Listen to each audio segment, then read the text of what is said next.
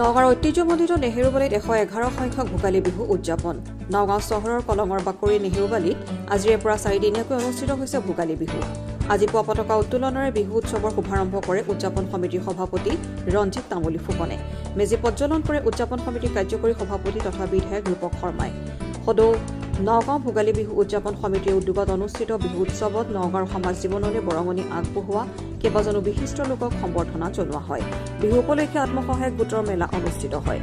খেল ধেমালি, গীত মাতৰ প্ৰতিযোগিতা আদিৰ লগতে সাংস্কৃতিক অনুষ্ঠান আদি অনুষ্ঠিত হ'ব।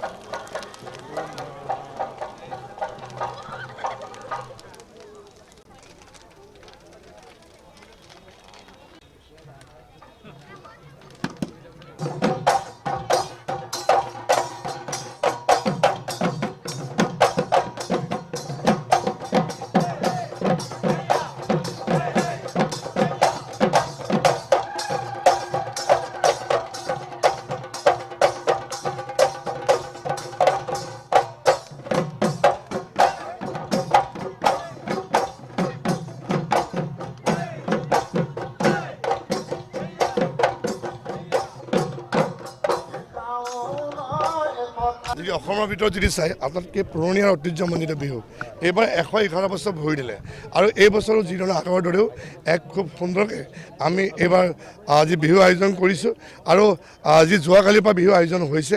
আজি আৰু অহা 19 তাৰিখলৈকে বিহু চলিব। অহা কাইলৈ আমাৰ আজি সাংস্কৃতিক শোভাযাত্ৰাও আছে।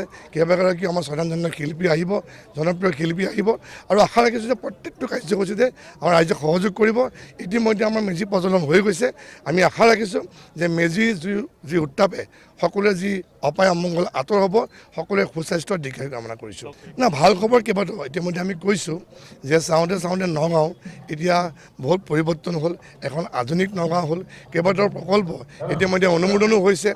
আমাৰ যিহেতু আমাৰ যিধৰণে আজিকালি কেবিনেট বৈঠকসমূহ বাহিৰত হয়, বিভিন্ন জিলাত হয়, নগাঁৱত আমাৰ এটা অসুবিধা আছিলে যে ইয়াত কেবিনেট কৰিব পৰাকৈ আমাৰ কনভেনশ্যন হল নাছিলে।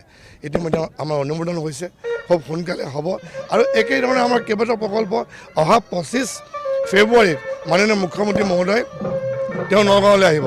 নগাঁৱত আহি একেদিনাখনে বৰ্তমানলৈকে 4টা প্ৰকল্প, এটা হৈছে প্ৰণৱ বৰুৱা কলাক্ষেত্ৰ, আনটো হৈছে এখন আমাৰ অপেন ষ্টেচন ফুড হাট, আনটো হৈছে আমাৰ ইনডোৰ ষ্টেডিয়াম আৰু ছুইমিং পুল। এই 4টাৰ উপৰি আৰু বেলেগ ধৰণৰ আমাৰ কেইবাটাও প্ৰকল্প তেওঁ শুভ উদ্বোধন কৰিব। আৰু আমি আশা কৰিছোঁ যে আগন্তুক এটা বছৰৰ ভিতৰত আমাৰ যিসমূহ ভাল ইতিমধ্যে প্ৰজেক্ট হৈছে, মৰি কলঙতে হওক বা কলঙতে হওক, এই বছৰৰ ভিতৰত আমাৰ ৰাইজৰ কাৰণে আমি শুভ উদ্বোধন কৰিব পাৰিম। আৰু ঢোলত চাপৰটো মই বাৰু ইতিমধ্যে আৰম্ভ হ'ব। আজি সন্ধিয়াও আহিব, সন্ধিয়া হয়তো আমি অনুষ্ঠান আমি নিজে পৰিৱেশন কৰিম। Bureau report, SN India 24।